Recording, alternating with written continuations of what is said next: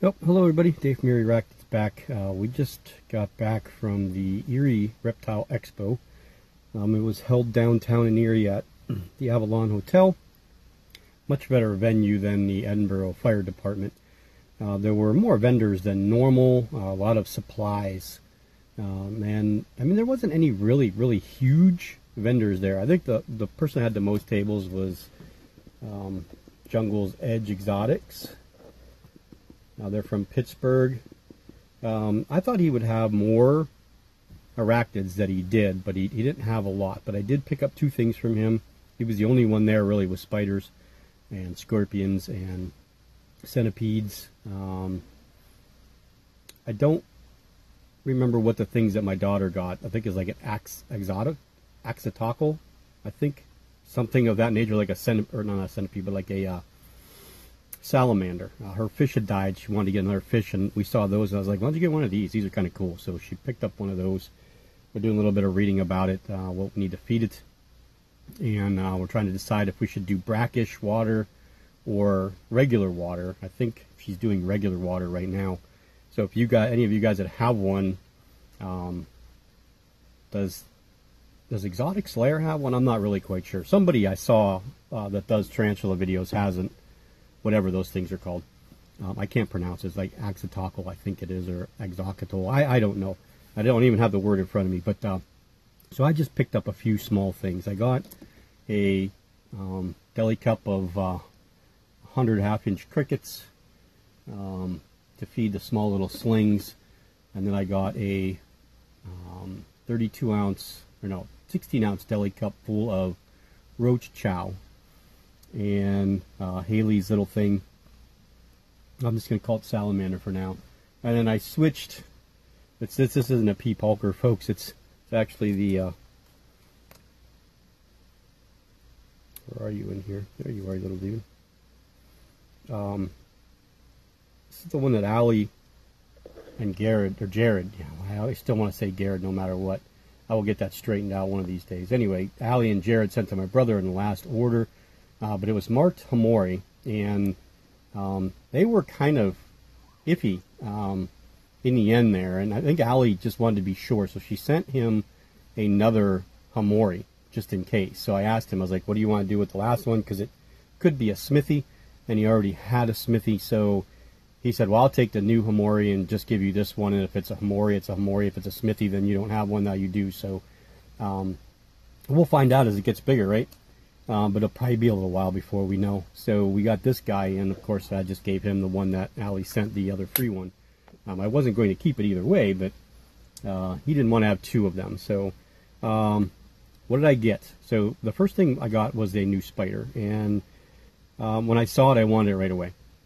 It's nothing out of the ordinary, but we're gonna get it out right now, and hopefully it's gonna be kind of placid. I would imagine it would be extremely placid.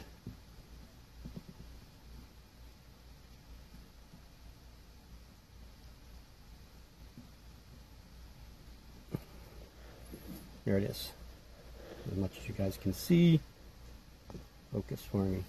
This is a new Aphonopelma calcodes. Small little one. So I was really thrilled. I love these. They're like little baby puppy dogs, these things. So pretty excited about this. And the next thing is a little spooky. So I don't know what I'm going to put it in yet. I'm trying to decide what I want to house the other thing in. But I set this up for this little one. This was what the Brachypelma albopilosum was living in, so I'm sure this little guy will be perfectly fine in there. Oh, he's crawling all over the place, or she. Like I said, just you can't go wrong with the Aphonopelma calcodes. So we're gonna try and get this one into its new home. Sorry, guys, you can't see because my big arm's in the way, but there we go. It's in, and it's gonna crawl right back out again. Maybe it won't crawl back out again. We're not in focus, are we? He's going to stay in there. So we're going to leave him in here, or her in here for, I don't want you to crawl on that dresser, so you're going to crawl out, you're going to crawl out on my hand. We'll leave this one in here for a little while, probably a molt, maybe two. Be plenty of room in here for it. Just adorable little guy. So what else did he have there spider-wise? He had a couple of Vicularius. he had a couple Stromatopelma calceatums. He had a few Brachypelma albopilosums. He had a few, he had one brand new molted geniculata, and then another geniculata that wasn't looking, I don't know if it was just scrunched up from the move or what it was, but it just didn't look real well. I had another one of these Chalcodes, which was a little bit bigger. Water. Maybe you want some water? No, you don't, right? What is that stuff? It's called water. So it's exploring right now. What else did he have? He had a Nandu chromatus. Yeah, Nandu chromatus, about the size of this one. Which I don't have a chromatus anymore. I'm waiting for the little ones to be ready to go that are with Hunter right now. I'm just having 10 of them sent here to me. The rest are all being sold there. That's really it for tarantulas, I think. I don't think I missed anything. He did have some flat rock scorpions that were already big. If they would have been small, I probably would have picked one up, but they weren't. They were pretty big, so I didn't want to grab a big one. But I did pick something else up. And he actually, I think he only had one of them. That's the thing that I got.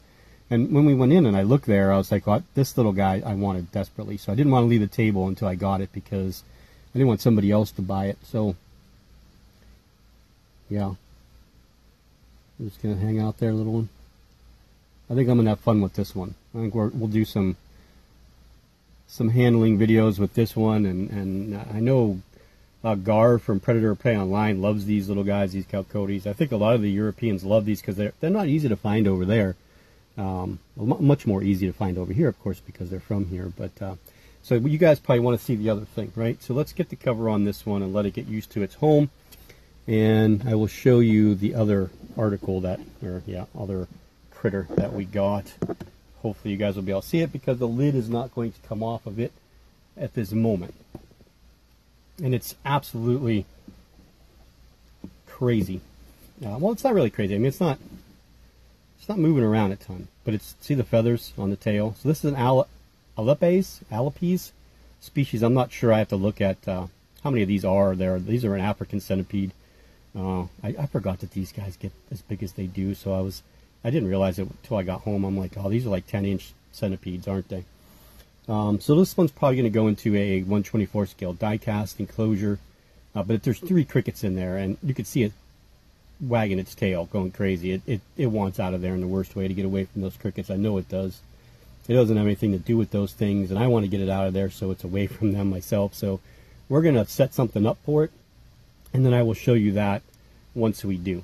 I just have to decide which enclosure I want to use, one that it can't get out of the vent holes, and one that it's not going to try escaping when I feed it, just climbing up over the edge. So that might be a little bit more difficult, trying to figure out exactly what I want to put it in. We don't want to put it in something too tall and thin. I considered this, but I don't think this has enough floor space. I mean, you can see how big the centipede is. I just don't think there's enough floor space. There'd be plenty of tallness, but they really don't need it. They just need something that they can move around. And centipedes do like to move around a little bit. So,